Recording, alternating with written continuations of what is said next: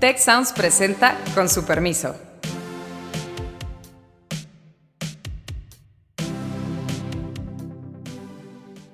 Con su permiso, me da mucho gusto saludarlos. Yo soy Alejandro Poiré y en esta ocasión tenemos nuestra segunda cápsula de verano.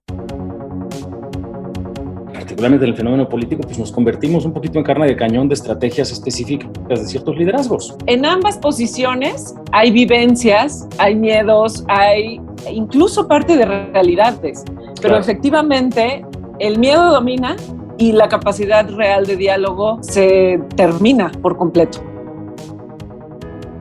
Estamos pues tratando de cambiar un poco el ritmo de nuestra conversación, acercarnos más a personas, trayectorias, perspectivas específicas que creo que van a ser de mucho interés para ustedes. Y en esta ocasión, pues tengo el enorme gusto y el placer de compartir esta conversación con María Fernanda Vergara. Ella es la directora general de Identa, que es un despacho de comunicación y opinión pública. Y es, más allá de su trayectoria profesional actual, de la cual seguro vamos a platicar, es una persona que para mí ha sido pues fuente de muchísimo aprendizaje, de mucha cercanía. Somos amigos también desde hace muchos años y pues de una reflexión permanente que creo que sirve compartir, particularmente en momentos como los actuales. Muchísimas gracias, María Fernanda, por acompañarnos en esta ocasión en Con su permiso. Gracias, Alejandro. Encantada de estar con ustedes aquí esta mañana para echar una conversación sobre todos estos temas y coyunturas en las que estamos en este momento. Así que encantada, por favor. Antes de entrar a la parte concreta del contexto, a mí sí me gustaría compartir un poco tu trayectoria. Tú estudiaste ciencia política y estudiaste también filosofía. Y una de las cosas que a mí me ha quedado muy grabada de conocerte y de aprender de ti es este hecho de que tienes una visión muy poco ortodoxa de las cosas. Y ni siquiera es una visión, digamos, yo diría, necesariamente muy divergente o muy radical o muy, pues no sé cómo llamarla, heterodoxa. Es una visión que yo diría se caracteriza por la dualidad. Y quizá es una dualidad desde tu perspectiva, y ustedes no la ven, pero está sintiendo, entonces me está dando la razón y voy a seguir con esta idea. Quizá es una dualidad un poco desde tu perspectiva profesional, pero también personal. Cuéntanos un poco de esto. Creo que es bien interesante porque creo que es particularmente útil en un mundo tan convulso como el que vivimos ahorita. Qué interesante pregunta me haces, Alejandro. Y sí, fíjate que sí, definitivamente asentía porque me hace sentido y parte de las reflexiones que he tenido a lo largo de mi carrera y mucho más recientemente tiene que ver con asumir esas dualidades que estás mencionando. Justamente esto de haber, cuando estaba en la universidad, cuando te conocí, haber estudiado en el ITAM, ciencia política, además venir de otras cosas, venía yo de matemáticas en realidad, ¿no? Eso era como el primer pasito de la trayectoria se estaba dando por ese lado y después ya hubo como un cambio de ruta, mucho más a ciencia política, pero en realidad me acerqué a eso por el gusto por la filosofía política, que en aquel momento pues ya estaba yo empezando a tener contacto con esas cosas, desde filosofía, que me metí un añito después de haber entrado al ITAM y que me estaba gustando mucho. Entonces, por ahí entré a ciencia política y pues ambas carreras me gustaron muchísimo. Y la vivencia que tuve de haber estado conviviendo con un ambiente tan diferente en una escuela y en otra, con compañeros tan distintos, con intereses, visiones del mundo realmente tan diferentes, pues por un lado reflejaba una manera mía, creo, de aproximarme a muchas de las cosas desde antes. Desde muy chavilla mostraba yo esta tendencia a gustarme ver el lado A desde el lado B y viceversa. Y creo que justo en la universidad se reflejó muchísimo eso. Entonces, para mí la riqueza que implicó poder tener esas dos visiones a lo largo de un mismo día, es decir, yo tomaba mi camión que llevaba pues al metro para irme a mi casa. Antes de irme al metro que me llevaba a mi casa, pues me paraba en filosofía y ahí estaba toda la tarde. Entonces, dos mundos durante todos los días de pues un par de añitos. Después ya me tocaron huelgas y demás, ver también a quienes hacían las huelgas y ver qué era lo que pensaban, etcétera.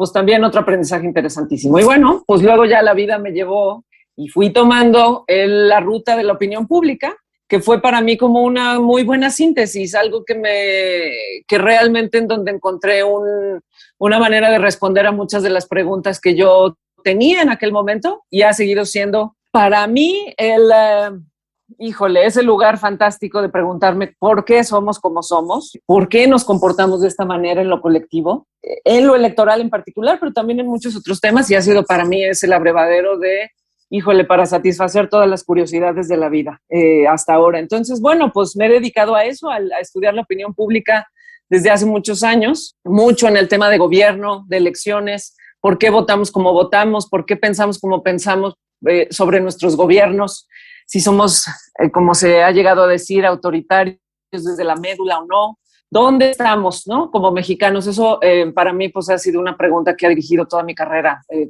prácticamente toda mi carrera.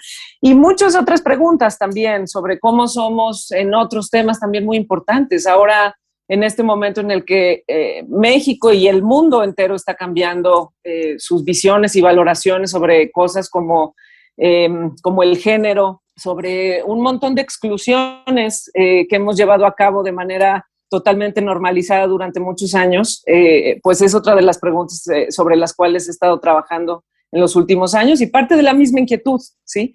Del entender el mundo en el que estamos, la visión que tenemos en este momento, que no es unívoca, sino hay muchas, entenderlas y entender las posibilidades de ahí, construir nuevos diálogos, nuevas conversaciones y nuevos acuerdos también.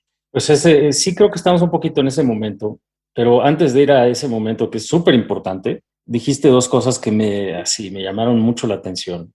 Y la primera es esta perspectiva que dices tú que tenías desde chiquita, o desde chavilla fue la palabra que usaste tú, de ver el lado A desde la perspectiva del lado B y viceversa. Y la verdad es que yo pienso que nosotros normalmente, como personas, por lo menos sin duda es mi experiencia, no crecemos así, la mayor parte de nosotros.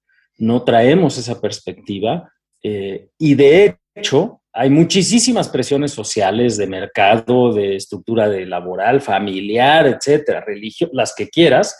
Todo el mundo esté estructurado de alguna manera para que no seamos así, para que adoptemos una posición, para que de ahí adoptemos una profesión, para que tengamos un propósito de vida. Se nos dice todo esto lo tienes que hacer y es como una marcha incesante a la especialización, que tiene muchos sentidos desde muchas perspectivas, las que mencioné, particularmente a veces las profesionales, etcétera, pues hay que aprenderle bien algo, etcétera. Pero tiene sus desventajas importantes, porque particularmente en momentos como los actuales, pues una perspectiva diferente y con más amplia, más flexible genuinamente, pues igual y hasta en esos ámbitos nos da ventaja, pero en tu experiencia debe de haber sido interesante salir del mundo de una licenciatura en ciencia política muy técnica y luego la licenciatura en filosofía, pues por obvias razones, pero además en un entorno completamente distinto, y de pronto te ves en el mundo de la opinión pública. Dijiste la segunda cosa, que es a la que quiero ir, es que ahí es donde satisfaces todas las curiosidades de la vida, y tiene que haber tenido algo muy personal en ti, el estudio de la opinión pública, más allá de la práctica profesional, que en fin, eso es súper interesante, pero ¿por qué dices que para ti satisfacer las curiosidades de la vida en lo personal es algo que puedes hacer en la opinión pública? Pues precisamente porque de lo que se trata es de ser un observador profesional de todos los puntos de vista, y precisamente ser un observador de los puntos de vista requiere poner entre paréntesis la propia opinión y estar cuestionando una y otra vez el lugar desde el que uno mira y juzga las cosas, ¿sí? Es como un ejercicio permanente de hacer eso. Como que en opinión pública contemporánea, como que es al revés, ¿no? O sea, tú escuchas muchas veces a quienes hablan de opinión pública y dicen, esta es lo que está pasando, porque de alguna manera proyectan su forma de ver el mundo. Digo, no tenemos que criticar a otros, pero a veces la práctica sí es así. Sí. Y tú lo que nos dices es algo bien distinto. Sí, yo lo que creo es que para mí ha sido más bien un ejercicio de ver a los diferentes y en serio preguntarse desde dónde viene eso que están diciendo. Y efectivamente, el sesgo más importante que hay que atravesar para ser un observador lo más objetivo posible es el de uno mismo, el de la construcción del mundo que uno ha adquirido a lo largo del tiempo, que ha ido reforzando y que de alguna manera construye nuestras fortalezas y presuntas certidumbres, ¿no?, sobre la realidad y a la cual nos aferramos de manera increíble para darle sentido al mundo. Para mí, dedicarme a esto es en buena medida, ya en términos, fíjate, más personales ahora que lo pienso, es vivir como en el goce de saber que esas certidumbres no existen. No existen y no está mal que no existan. Al final hay un sustrato de lo humano que en realidad compartimos, que siempre acaba dando a veces atisbos, a veces porciones más grandes de optimismo. Porque lo que acabo viendo en mi chamba una y otra vez es que en el fondo nos parecemos mucho más de lo que a veces queremos pensar y de lo que estas barcas de certidumbre a las cuales nos aferramos nos hacen creer. Y mi chamba es eso. Mi chamba es darme cuenta de esos diálogos potenciales y esos deseos de diálogo profundo que en realidad tiene la gente. Y lo que pasa es que, bueno, hay que tomar decisiones públicas, hay que elegir a un gobernante entre el pool que se nos presenta. Y ahí, bueno, pues nos aferramos un poco a algunas de esas creencias, etcétera. Pero muchas de ellas están realmente, es interesante ir a preguntarlas, ir a ver a las personas que las dicen y en el fondo siempre están cimentadas en unas vivencias y unos miedos y unas inseguridades y unos deseos y anhelos de vida, de futuro, de amor por la familia, los hijos, los seres queridos, de deseo de amor de los demás, que se parecen las de todos, ¿sí? Las de todos. Entonces, en fin, creo que en términos personales ese ir y venir entre la parte esa más técnica y de poder explicar lo que está pasando en algunos términos que convenimos y llegar a esa otra parte humana, que es el sustrato, que es lo que todos compartimos, es parte de lo que a mí me ha llenado increíblemente sobre esta carrera y esta trayectoria en la que yo estoy. Certidumbres que no existen. No. Está bien que no existan. Está bien que no existan. Pero que al mismo tiempo, pues también no está fácil reconocer que no existen.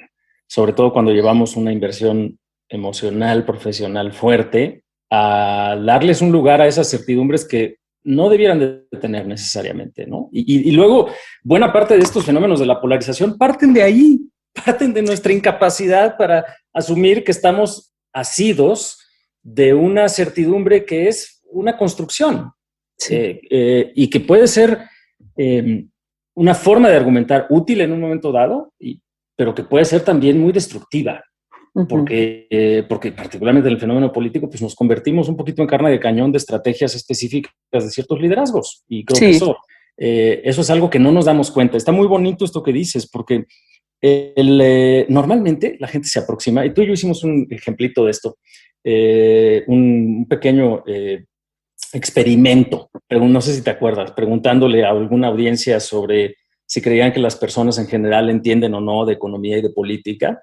Claro. Déjame decirte que, en fin, proactivamente lo he probado en varias audiencias y en promedio el 75-76% de la gente con quien yo he probado esa pregunta opina que la gente en general no sabe nada de economía ni de política ni entiende nada. Y eso es bien problemático porque más allá de si, en fin, pudiéramos hacer una prueba para ver cuántos conocimientos tenemos de una cosa o de otra, es bien distinto tener conocimientos a entender.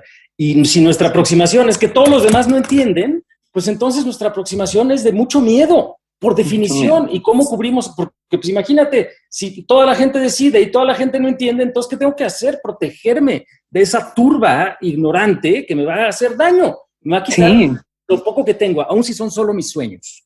Sí, totalmente. Y ahora lo dices, la turba ignorante que me va a quitar, aunque sean mis sueños o mi tranquilidad o mi sensación de que al menos en mi barrio puedo estar seguro y una serie de cosas. O bien del otro lado, en el caso específico de nuestro país, en este momento donde esos dos polos extremos los estamos viendo ahorita con toda contundencia, el otro lado hablando de precisamente esas clases medias y altas rapaces a las cuales ya tenemos que hacer algo al respecto.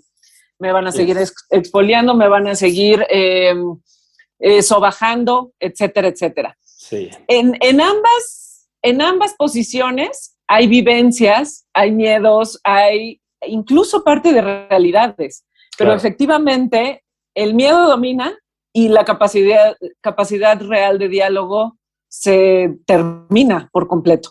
Ahora, es interesante que esos polos que verdaderamente están cimentando su posición en el odio y en algún sentido en un deseo de que el otro que está allá enfrente y que en buena medida se imagina y se fantasea sobre cómo es, ¿eh? Eso es muy interesante. Se fantasea sobre cómo es y el pleito es sobre esa fantasía. En realidad, el grueso de la población no está ahí y es mucho más... tiene una posición un poco más realista, un poco menos fantasiosa, porque creo que tiene más cerca, tanto en términos reales como de su imaginario, a ese otro, ¿sí? A ese otro, y es bastante interesante. Pero bueno, sí, de lo que nos debemos proteger todos o poner en duda es precisamente nuestras imaginaciones y nuestros fantaseos sobre qué significa el otro. Y ahí es donde está, creo que el reto más importante, pues en realidad de todo, fíjate, de todos nuestros problemas de sociedades contemporáneas, está ahí, en nuestras fantasías, en los monstruos que estamos imaginando desde un lado y el otro. Y fíjate que en mi práctica cotidiana, donde pues trabajamos con encuestas mucho, pero sobre todo de manera muy interesante trabajamos con grupos de enfoque y entrevistando a la gente. Precisamente cuando la gente se encuentra con esos otros, a los que de pronto imagina y les coloca atributos, cuando ya platica con ellos y los tiene enfrente, la cosa cambia radicalmente. El monstruo se despeja, se quita el holograma, digamos, y aparece la persona. Uh-huh. Y a la hora en que aparece la persona, la situación cambia de manera radical, ¿sí? Uh-huh. La gente escucha los argumentos de los otros y no tiene más que asentir con lo que le está pasando, porque es un otro al que le veo los ojos, platicamos de que tiene hijos y simplemente contacto con todo eso que me hace prácticamente la misma persona que la otra. Y todos esos experimentos, lo único de lo que te hablan es precisamente del poder de la fantasía cuando no tienes al otro enfrente. Y la posibilidad de una construcción enorme con causas y conclusiones y de todo tipo de cosas cuando no tienes al otro enfrente y se vuelve un segmento de fantasía, lo llamaría yo. Y parte de eso es lo que estamos viviendo en este momento con la polarización en México. Sí. Y que además es un fenómeno muy recurrente incluso en las relaciones personales, ¿no? En las relaciones humanas. Es decir, nos cuesta mucho trabajo genuinamente ver al otro con curiosidad, incluso cuando ese otro es de los más cercanos a nosotros. Uh-huh. Y pues estamos naturalmente también envueltos en nuestros temores, en nuestras molestias, en nuestras frustraciones o en nuestros anhelos específicos. Pero fíjate qué interesante que has encontrado mecanismos de experimento, los llamaste, me imagino, son estos focus groups en los que pues juntas a personas de distintas perspectivas a hablar, en donde se provoca este fenómeno de curiosidad y de escucha, y en donde hay comprensión y aprendizaje. Ahora, regreso, ¿por qué ahorita y por qué en este momento México es presa de esta polarización rampante? ¿Es genuinamente el genio perverso de unos y de otros de un lado del espectro? ¿A qué lo atribuyes tú? No estamos solos en el mundo, no somos el único país en donde esto está pasando, pero pues sí es una pregunta que me gustaría que nos ayudaras a entender. Yo sí creo que estamos en un momento de transición profunda en el mundo, al menos en el mundo occidental, y por eso están pasando estas cosas en muchos lugares cercanos, conocidos para nosotros. Y yo creo que sí estamos en un momento en el que muchas cosas están muriendo. Están en una tendencia hacia desaparecer, hacia cambiar, transformarse, particularmente en este tema del patriarcado, que en este momento se ha convertido en una palabra que pasó de uso de activistas y de nicho a ya formar parte en buena medida de mesas de conversación de ciudadanos de todos los segmentos poblacionales que te puedas imaginar. Nos está hablando de una transformación importante donde muchas de las valoraciones que teníamos sobre las cosas se están derrumbando. Y yo creo que la polarización que estamos viendo tiene que ver con una resistencia a eso, que siempre ocurre. Cuando ocurren estas transformaciones hay una resistencia muy importante a esa transformación, a ese cambio, y creo que es parte de lo que estamos viendo en este momento. Y muchas de esas empujes hacia una transformación, por ejemplo, el solo hecho de que la sociedad mexicana hoy, el grueso de la población, se pregunte a diferencia de hace 20 años, y no se pregunte, se conteste a sí misma que el racismo y el clasismo forma parte de la manera en la que nos educaron y vivimos como generación, a quienes hoy tenemos 40, 50 años, es un cambio radical, ¿sí? Y que las nuevas generaciones lo estén viendo de una manera tan distinta es parte de eso. Pero, bueno, ¿qué pasa? Ante esa necesidad de transformación vienen liderazgos que logran abanderarlo y lo logran abanderar pues de maneras imperfectas. Así sucede siempre y estamos ahorita viviendo algo así muy puntualmente en México, donde el movimiento de López Obrador de alguna manera fue un catalizador de una cosa que ya estaba sucediendo en la sociedad mexicana y que en este momento nos permite también ver con cierto optimismo que la sociedad es la que verdaderamente está transformándose y que en estas últimas elecciones lo que le está diciendo buena parte de la sociedad a López Obrador es, esa fue la razón por la que tú ganaste y no estás siendo verdaderamente el representante de este anhelo de transformación mayoritario de esta sociedad, ¿sí? Y de alguna manera se está quedando atrás en ese mandato. Entonces es algo muy interesante que está pasando y yo lo resumiría como eso, un cambio de era, una transformación muy profunda y que tiene que venir con movimientos pendulares muy fuertes y muy tensos y yo creo que van a ser en alguna medida bastante violentos hacia adelante. Creo que no va a ser fácil, pero van a dar origen a un momento creo que mucho más luminoso. En un par de décadas me parece que va a venir algo así. Dices que fueron y están siendo liderazgos que encabezan estas transformaciones, aunque son de manera imperfecta. Y creo que eso es súper importante, porque a veces también preferimos ver a los líderes como ineludiblemente perversos, que aprovechan la ignorancia de las masas para lograr sus objetivos muy individuales en contra de otros. Y creo que el hablar de liderazgos imperfectos y de una transformación social nos acerca de una manera no solo más empática hacia lo que está sucediendo, sino seguramente mucho más productiva, porque podemos entender qué es lo que está pasando en esta transformación y en función de eso ver cómo podemos tratar de apoyar a que sus desenlaces sean más luminosos, con suerte antes de 2 décadas, y menos violentos. Y menos violentos, sí. Porque debo recordar que el propósito, al menos implícito, de las cápsulas de verano es cierto grado de optimismo. Para mí, escucharte genera mucho optimismo, pero quería temperar un poco esto. Sí. Lo que creo es que no van a ser, no va a ser tan amigable como queremos al principio. Es difícil, pero ¿no? Porque hay difícil. Porque sí hay mucha injusticia embotellada, hay mucha injusticia. Digamos, ¿no? En una especie de olla presto, ¿no? Mucha injusticia. Totalmente. Y que mucho de lo que está ocurriendo en fin, la olla presto es una declaración de mi generación, pero en un mundo y en un momento en el cual pues hay muchas cosas que calientan esa olla muy rápidamente. Las redes sociales son una de ellas, sin duda. Nos enteramos muy rápido de cosas muy dolorosas, pues, que es difícil contener. Y no solo eso, es decir, ahorita hay factores como las redes sociales que lo multiplican, pero los agravios son reales. Además, los agravios son reales. Están ahí y es fundamental que nos demos cuenta que están ahí y que entonces muchas veces estos liderazgos son más un síntoma muy imperfecto y que se queda muy corto de una transformación que realmente está sucediendo. Y eso nos ayuda, estoy de acuerdo contigo en que resulta mucho más productivo porque precisamente porque la obsesión con los personajes no nos ayuda en nada. No nos ayuda en nada y nos estanca y nos deja verdaderamente en unas batallas totalmente infructuosas y ridículas. Esto es mucho más grande y esto nos está pasando como sociedad.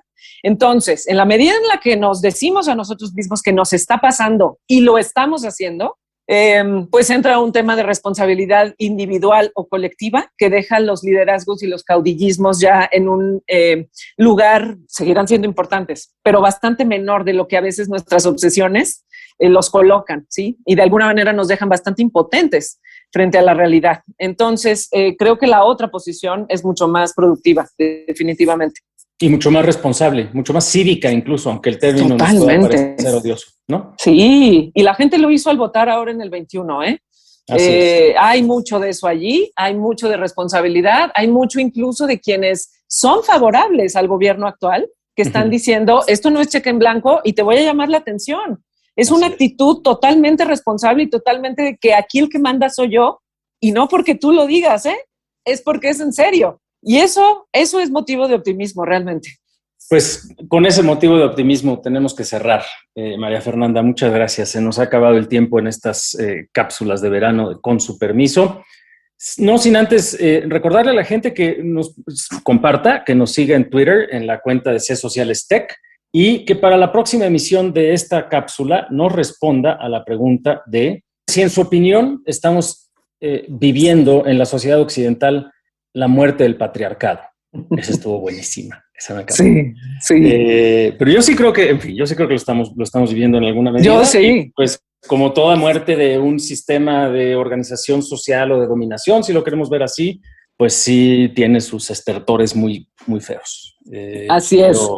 Pero sin duda va a dar paso y sí está dando paso. Y en las generaciones de jóvenes es súper notable. Yo creo que tú lo ves con gran claridad. Sí, sí. No sé si antes de irnos quisieras compartir algo más, María Fernanda. Yo estoy extraordinariamente agradecido por ti que estés en esta ocasión y pues porque estas conversaciones que hoy compartimos, yo he tenido el privilegio de tenerlas varias veces contigo y en cada una de ellas aprendo un montón, como seguramente lo está haciendo hoy nuestra audiencia.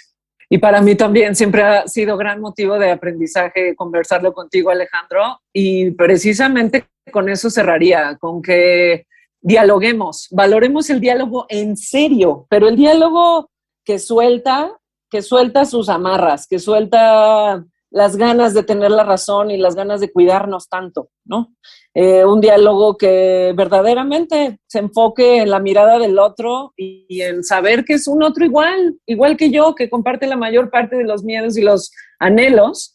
Y a partir de eso, creo que de promover precisamente espacios de contacto así, vamos a caminar en una construcción comunitaria mucho más interesante. Tenemos ya mucho colectivamente ideas de que debemos reconstruir eso.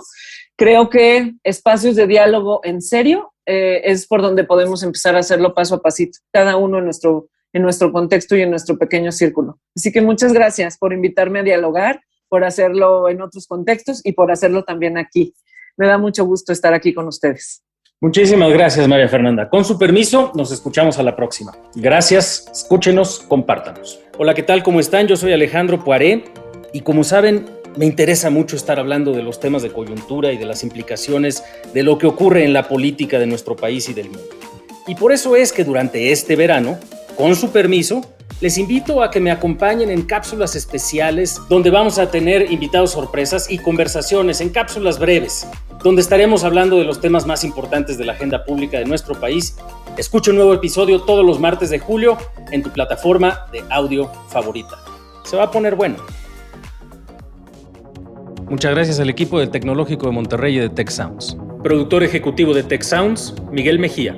Asistentes de producción, María Guadalupe Monroy y Marcela Amezquita. Productoras de Con su permiso, Luz María Ávila y Cintia Coca. Diseño, Ángel Gómez y Daniela Solís. Postproducción, Max Pérez. Les invitamos a escuchar el siguiente episodio de Con su permiso y el resto de programas de Tech Sounds en los canales de su preferencia.